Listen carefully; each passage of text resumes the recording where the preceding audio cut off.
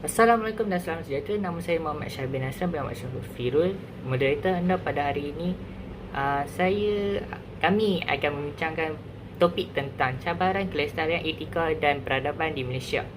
Okey Encik Kai, soalan pertama saya adalah, boleh tak beritahu sedikit sebanyak tentang topik kita pada hari ini? Assalamualaikum warahmatullahi wabarakatuh dan salam sejahtera. Terima kasih kepada pengerusi majlis iaitu Encik Syabil.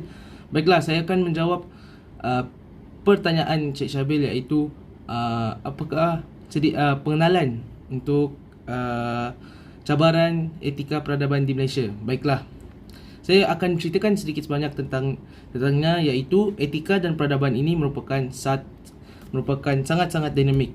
Apa yang saya maksudkan dengan dinamik ialah ianya berubah, tidak kekal dan sentiasa mengukuh.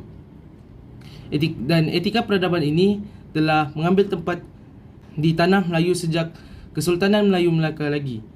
Etika dan peradaban pribumi kita telah bercampur baur dan bergaul dengan peradaban majmuk daripada luar melalui gelanggang Selat Melaka, iaitu Selat Melaka merupakan satu titik pertemuan masyarakat sedunia di mana pedagang-pedagang daripada Arab, daripada Europe, mungkin daripada Portugis akan masuk ke Selat Melaka untuk berdagang. Malaysia, sebagai yang kita tahu, Malaysia merupakan negara yang mempunyai acuan sendiri, mempunyai etika dan peradaban yang sendiri. Dengan menyulam kepelbagaian etika dan peradaban yang dapat melahirkan negara yang damai, stabil dan makmur.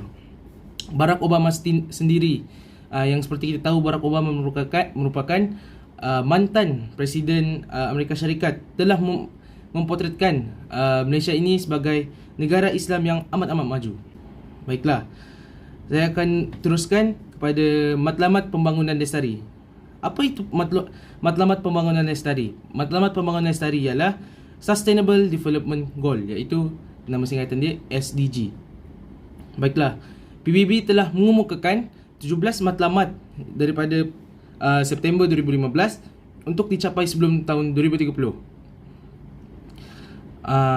Sebenarnya kita mempunyai timeline untuk matlamat ini. Yang pertama, daripada sebelum tahun 2015, matlamat pembangunan milenium telah dibuat oleh kerajaan, lalu ditukar kepada matlamat pembangunan lestari, iaitu selepas tahun 2015 dan akan berakhir pada tahun 2030. Baiklah, tujuan utama sebenarnya ialah untuk mewujudkan pelbagai sifar, iaitu apa saya maksudkan daripada sifar? Sifar kemiskinan, sifar kelaparan dan sifar selainnya lah. Baiklah, itu sahaja daripada saya.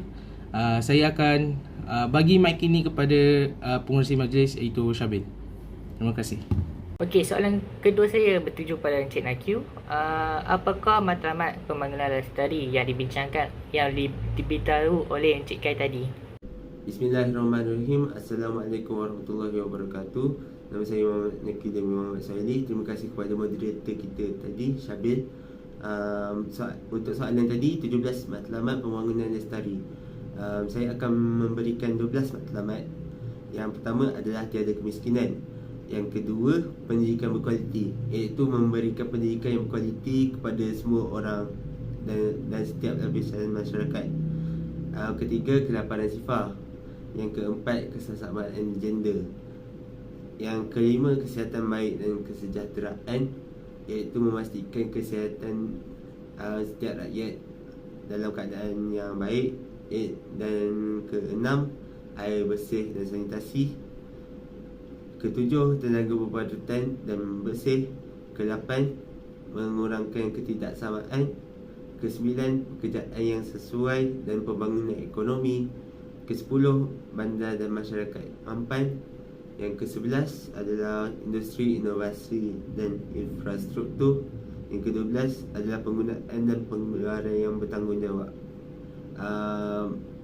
Contoh industri dan inovasi infrastruktur ini adalah untuk membina infrastruktur yang kukuh, yang mempromosikan industri yang menyeluruh dan mampan serta dapat merangsang inovasi. Yang kemudian penggunaan dan pengeluaran bertanggungjawab ni maksudnya setiap orang perlulah bertanggungjawab dalam penggunaan dan pengeluaran, dan memastikan corak penggunaan dan pengeluaran itu mampan. Itu saja daripada saya. Sekian, terima kasih. Okey, Encik Adam, soalan saya kepada anda adalah apakah matlamat lain dan serta contoh aktiviti pembangunan lestari ini? Terima kasih Tuan Moderator. Pertamanya, terima kasih kerana menjemput saya berkongsi maklumat berkaitan forum kita pada hari ini. Saya akan meneruskan 17 matlamat pembangunan lestari. Pertama, tindakan terhadap iklim. Kita perlu menanggani perubahan iklim serta kesannya dengan mengawal pelepasan gas hijau dan menggalakkan pembangunan tenaga yang boleh diperbaharui. Seterusnya, keamanan, keadilan dan pertubuhan kukuh dengan mempromosikan masyarakat yang aman dan menyeluruh demi pembangunan yang mampan. Selain itu, kehidupan dalam air, kita haruslah memelihara dan menggunakan lautan, laut dan sumber marin dengan mampan demi pembangunan yang mampan.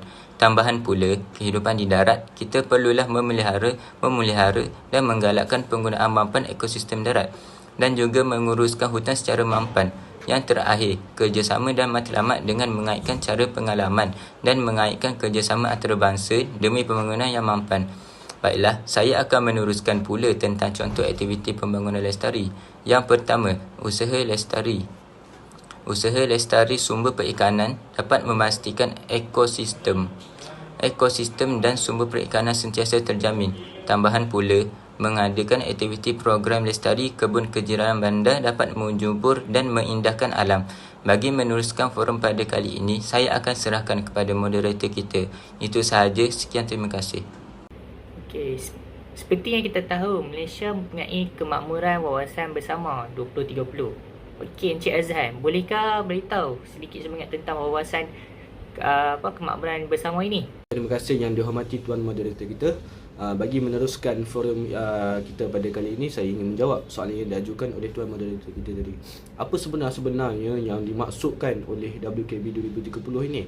WKB 2030 ini adalah nama singkatan bagi Wawasan Kemakmuran Bersama 2030. So WKB ini diusulkan ataupun telah diilhamkan adalah disebabkan ingin menjadikan Malaysia sebuah negara yang membangun secara mampan seiring dengan pengagihan ekonomi yang ada.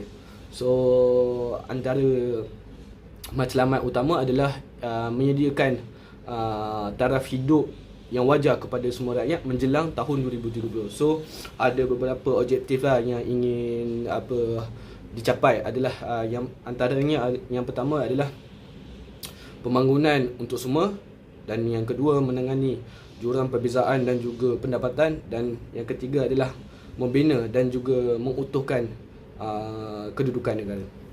So dalam WKB ni ada 7 intipati yang ingin dicapai ataupun yang kerajaan hasrat untuk kecapi. Yang pertama adalah dari segi ekosistem perniagaan dan juga industri, kemudian aktiviti pertumbuhan ekonomi yang utama seperti di dalam sektor pelancongan ataupun sektor perindustrian maupun sektor pertanian. Kemudian yang ketiga adalah modal insan, iaitu dengan meningkatkan tenaga kerja di dalam negara Malaysia kita ni. Yang keempat adalah pasaran buruh dan juga pendapatan pekerja, iaitu menjaga kebajikan pekerja dan juga memberi pendapatan yang adil, yang boleh dianggap sama dengan produktiviti mereka. Kemudian yang keenam adalah kesejahteraan sosial, iaitu ingin mencapai keharmonian sejagat ataupun keharmonian masyarakat yang berbilang kaum di dalam negara Malaysia. Yang kedua terakhir adalah keterangkuman wilayah, iaitu dengan imbangi pembangunan di dalam bandar dan juga luar bandar. Dan akhir sekali adalah modal sosial, iaitu ingin mendapatkan ataupun ingin hasrat kerajaan ingin supaya semua masyarakat bergaul secara antara satu sama lain. So itu adalah daripada saya. Sekian, terima kasih. Bagi meneruskan forum ini, saya akan serahkan forum ini kepada Tuan Moderator kita. Sekian. Okey Encik Syazman, soalan saya adalah apakah etika dan peradaban di Malaysia serta kepentingan demi keharmonian, kestabilan dan kemajuan ketamadunan sejagat? Assalamualaikum warahmatullahi wabarakatuh. Terima kasih Tuan Moderator. Etika dan peradaban Malaysia ni dibina melalui tapak peradaban alam Melayu seperti Kerajaan Kedah Tua dan Kesultanan Melayu Melaka. Peradaban majmuk juga digunakan seperti daripada China, India, Timur Tengah dan Barat. Dengan membina etika dan peradaban ini, Malaysia menggunakan acuan yang tersendiri daripada pelbagai etika dan peradaban yang terdapat di Malaysia. Etika dan peradaban di Malaysia ini berteraskan nilai tanggungjawab, keprihatinan, amanah, bertolak ansur, kedamaian, keadilan, kebaikan, disiplin, kerajinan, muafakat dan kemajuan.